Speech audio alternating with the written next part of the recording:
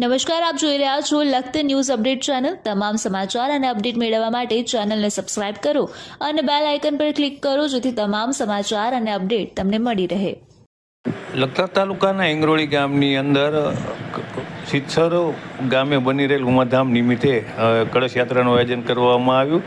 શાસ્ત્રોક્ત વિધિ મુજબ ઇંગરોળી ગામના ભૂદેવ દ્વારા સમગ્ર જે આ કળશ યાત્રાની અંદર ઉપસ્થિત હતા તેઓ દ્વારા કુમકુમનું ચંદન કરવામાં આવ્યું હતું। સાથે આ કળશ યાત્રાનું પ્રસ્થાન પણ કરવામાં આવ્યું હતું। ત્યારે મોટી સંખ્યાની અંદર ઇંગરોળી ગામની ભાઈઓ બહેનો અને નાના બાળકો શ્રદ્ધાળુઓ ભાવપૂર્વક ભક્તિપૂર્વક આ કળશ યાત્રામાં જોડાયા હતા।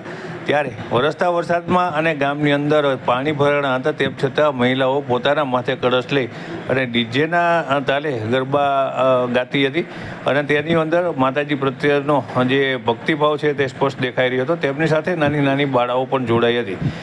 સિત્સર ગામે જે કળશ યાત્રા જે ઉમાધામ મંદિર બની રહ્યું છે તે નિમિત્તે સમગ્ર ગુજરાત રાજ્યની અંદર કળશ યાત્રાનું આયોજન કરવાનું નક્કી કરવામાં આવ્યું છે। ત્યારે આ કળશ યાત્રા છે એ સુરનગર જિલ્લા સહિત જુદા જુદા જિલ્લાના જુદા જુદા તાલુકાના ગામડાઓની અંદર આ કળશ યાત્રા ફરી રહી છે। ત્યારે આ કળશ યાત્રા નું આયોજન કરવામાં આવી રહ્યું છે। ત્યારે લખતર ગામની અંદર પણ થોડા દિવસ પહેલાં કળશ યાત્રાનું આયોજન કરવામાં આવ્યું હતું। ત્યારે લખતર ગામની મહિલાઓ મોટી સંખ્યાની અંદર આ યાત્રાની અંદર જોડાઈ હતી। ત્યારે આજે લખતર તાલુકાના ઇંગરોળી ગામની અંદર કળશ યાત્રાનું આયોજન કરવામાં આવતા ઇંગરોળી ગામની મહિલાઓ મોટી સંખ્યાની અંદર આ જે કળશ યાત્રા છે તેની અંદર જોડાઈ હતી। તેમની સાથે નાની બાળકીઓ પણ જોડાઈ હતી અને તેઓ ભાવપૂર્વક ભક્તિપૂર્વક આ કળશ યાત્રા પૂર્ણ કરી હતી।